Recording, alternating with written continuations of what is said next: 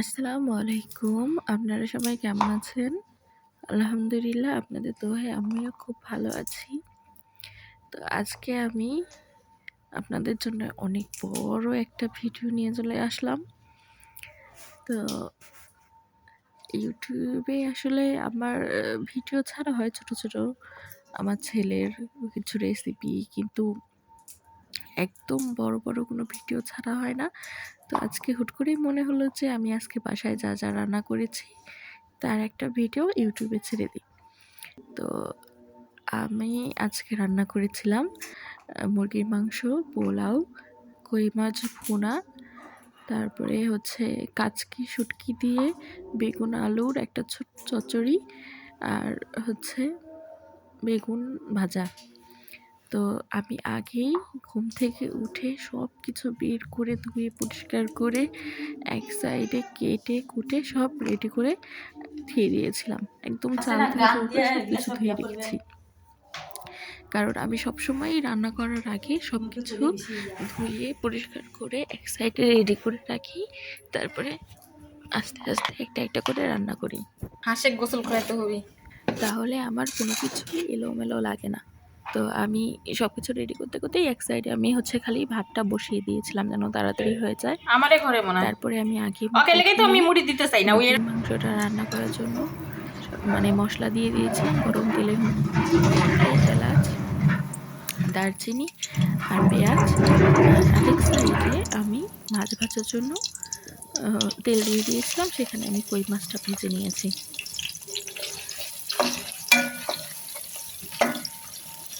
তো আসলে এক একজনের হাতের রান্না এক এক রকম। আমার রান্না আপনাদের কাছে কেমন লাগে সেটা কিন্তু আমাকে কমেন্ট করে বলতে একদমই ভুলবেন না।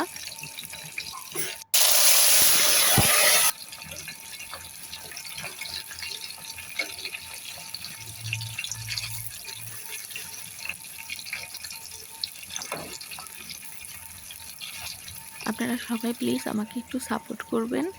তো আমি হচ্ছে মশলাটা একদম ভুনা ভুনা করে কষিয়ে নিয়েছিলাম, আর আমি অনেক পরিমাণে ঝাল দিয়েছিলাম, যেহেতু এটা মুরগির মাংস ছিল আর মুরগিটা অনেক বেশি বড় ছিল না, ছোট ছিল। তাই আমি একদম ভুনা ভুনা মাখা মাখা করে রান্নাটা করে নিয়েছিলাম। আর এক সাইডে আমি মাছগুলো ভেজে তুলে নিয়েছিলাম। মাছটাও একদম ভুনা ভুনা করেছিলাম, যেহেতু আমি পোলাও দিয়ে খাবো।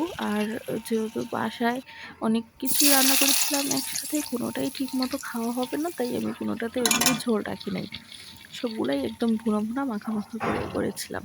এখানে আমি আলু দিয়ে দিয়েছি, কারণ আমার ছেলে তো আলু ছাড়া কিছুই বোঝে না। সে যাই রান্না করি, মামনি আলু, আলু দিয়ে ভাত খাবো, মামনি আলু দিয়ে ভাত খাবো, মামনি আলু দিয়ে ভাত খাবো বলতেই থাকে। তাই আমি যেটাই রান্না করি না কেন, মন না চাইলেও আমি অল্প করে একটু আলু দিয়ে দিই। তো আমার এখানে মাছ বোনার জন্য আমি মশলাটা কষিয়ে নিয়েছিলাম, অল্প পরিমাণে সব কিছু দিয়ে আমি মাছটা ভুনা করে নিয়েছি। আসলে ইউটিউবটা আমার একদম শখ করে খোলা একটা চ্যানেল। তো আমার রেগুলার কোনো ভিডিও দেওয়া হয় না, আর সেভাবে আপনাদের কোনো সাপোর্টও পাই না। আসলে ইউটিউবে কীভাবে যে মানে কিছু করতে হয় সেটাও আমি বুঝি না। তো আমি মানে এমনিতেই শখের বশে ইউটিউবের এই চ্যানেলে আমি ছোট করে কিছু ভিডিও দিই। তো আমি অনেকগুলো ধনিয়া পাতা দিয়ে দিয়েছিলাম, কারণ এই শীতের টাইমে ধনিয়া পাতা ছাড়া কোনো তরকারিই আমার কাছে ভালো লাগে না। এদিকে আপনারাই দেখতে পাচ্ছেন আমার মাংসটা একদম ভুনা ভুনা হয়ে গেছে, আমার মাছটাও ভুনা হয়ে গেছে।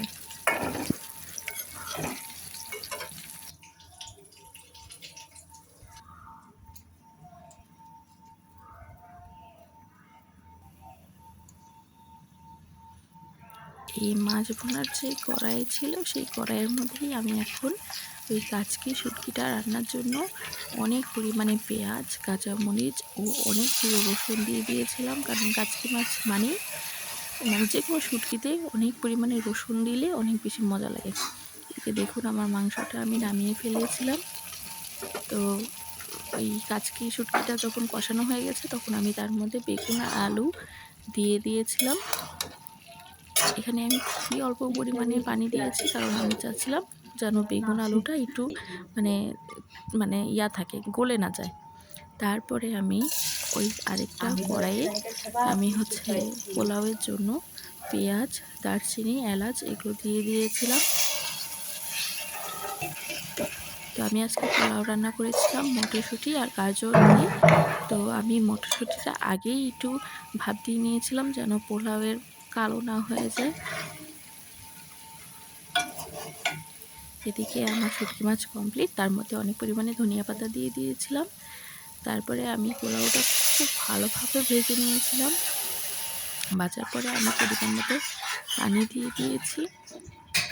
দেখুন আমার শুটকি মাছটা নামানো কমপ্লিট। পোলাওয়ে মানে পানি পরিমাণ মতো দেওয়ার পরে আমি তার মধ্যে মটরশুঁটি আর গাজরটা দিয়ে দিয়েছিলাম। তার মধ্যে পরিমাণ মতো একটু গুঁড়া দুধ দিয়ে দিয়েছিলাম।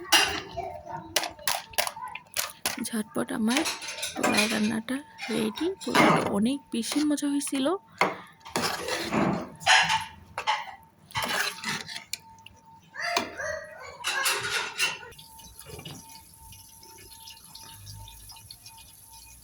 বাচ্চাদেরকে সবজি খাওয়ানোর এটা খুব ভালো একটা আইডিয়া।